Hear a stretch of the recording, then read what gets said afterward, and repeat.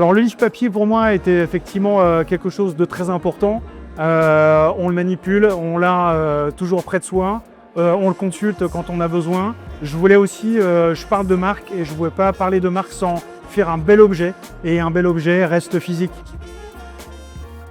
Il va être assez simple, il y en aurait là encore aussi des centaines, mais ce qui est important pour moi, c'est la cohérence, de dire ce que l'on fait et de faire ce que l'on dit.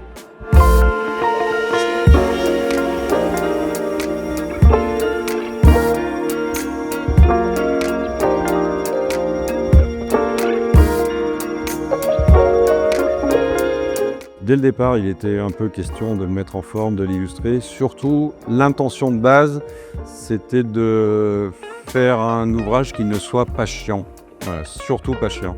Et donc le meilleur moyen de rendre un ouvrage accessible, de le vulgariser, en utilisant du dessin, c'est de passer par l'autodérision, l'ironie, donc le dessin de presse.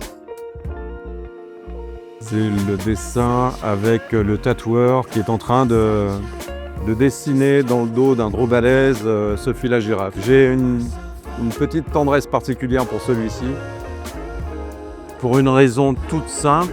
Est-ce que je la dis ou pas? Allez, je la dis, c'est que le tatoueur ressemble, sans le faire exprès, ressemble énormément à mon fils.